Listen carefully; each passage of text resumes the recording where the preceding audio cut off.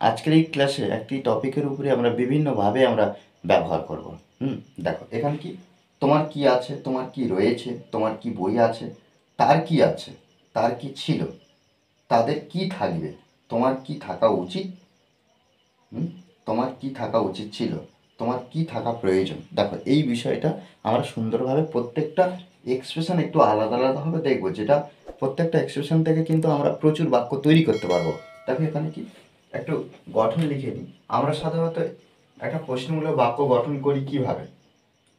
প্রথমে helping verb আনি, তারপরে সাবজেক্ট আনি, তারপরে মেন ভার্ব, তারপরে আদার্স ওয়ার্ড। এভাবে কিন্তু আমরা প্রশ্ন তৈরি করি, লাস্ট জিজ্ঞাসার চিহ্ন। কিন্তু এই যে কির জন্য আমরা কি করব? ডব্লিউএইচ ওয়ার্ড ব্যবহার করব। একটু গঠনটা আমরা লিখে নেব। দেখো এই গঠনে আমরা কিন্তু প্রত্যেকবারে বাক্যগুলোকে ট্রান্সলেট করব। দেখো হোয়াট, তারপর ডু, ডাচ, ডিড। এখানে বাক্যের এক্সপ্রেশন অনুযায়ী কিন্তু আমরা ব্যবহার করতে পারি কি do, Dutch, did, shall, will, can, should.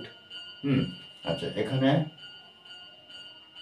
Should, need, তারপরে সাবজেক্ট হ্যাভ বা হ্যাড ব্যবহার করব। দেখো কিভাবে, তোমার কি আছে, তাহলে এখানে আমরা লিখতে পারি হোয়াট। হোয়াট, সাবজেক্ট কি তোমার, ইউ, হোয়াট।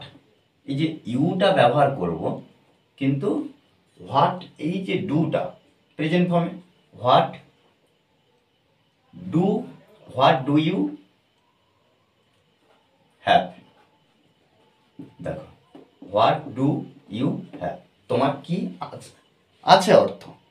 আছে অর্থ, তাহলে হোয়াট ডু ইউ হ্যাভ। তোমার কি রয়েছে, এখানে আছে বর্তমান।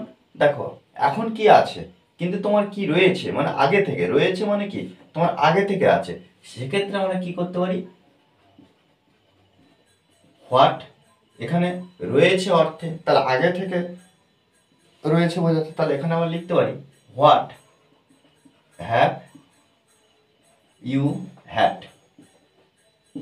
ওকে, তোমার কি বই আছে, তোমার কি বই আছে, তাহলে what book, what book do you have. What book কি বই, ডু ইউ হ্যাভ তার কি আছে, তার কি আছে। তাহলে এখানে আমরা একইভাবে হোয়াট, তারপর দেখো আমরা সাবজেক্টটাই তার হি ব্যবহার করব। আর হি ব্যবহার করলে আমরা কিন্তু এটা ব্যবহার করবো, কেন? কারণ থার্ড পারসন সিঙ্গুলার নাম্বার হয়ে যাচ্ছে। What Dutch, does he have. Okay, what does he have, তার কি আছে। তার কি ছিল, তার কি ছিল, এক্ষেত্রে কি করব হোয়াট, তাহলে তার মানে হি ব্যবহার করছি, আর ছিল তার কি ছিল, সেক্ষেত্রে আমরা কি করব ডিড ব্যবহার করব। Did he have.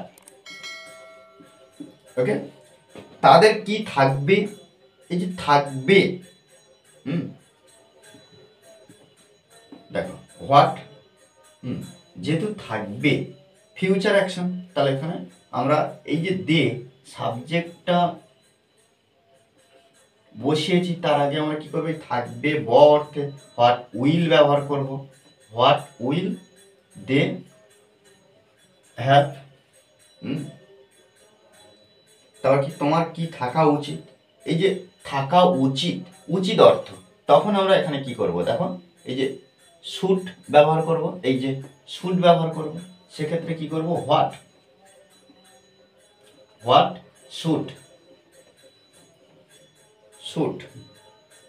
তাহলে তোমার কি থাকা উচিত, what should you, you have.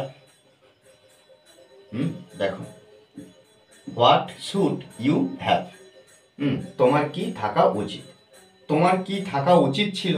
দেখো একই বিষয়, তোমার কি থাকা উচিত আর তোমার কি থাকা উচিত ছিল, শুধু এখানে ছিল ব্যবহার করা হয়েছে। সেক্ষেত্রে আমরা কি করব হোয়াট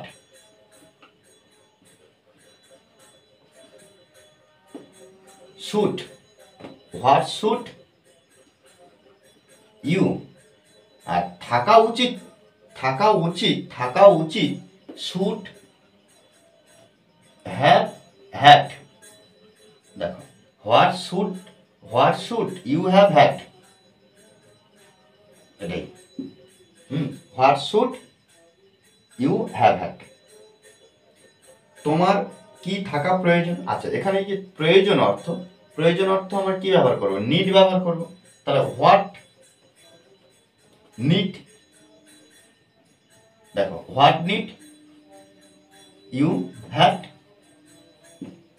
ওকে, দেখো এভাবে কিন্তু আমরা প্রত্যেকটা এক্সপ্রেশন সুন্দরভাবে ট্রান্সলেট করতে পারি। আমাদের কি কিন্তু মেন বিষয় কি, বারবার এই ধরনের এক্সপ্রেশন নিয়ে আমরা নতুন নতুন বাংলা বাক্য তৈরি করব, তবে কিন্তু আমরা ইংলিশে ইমপ্রুভ করতে পারবো।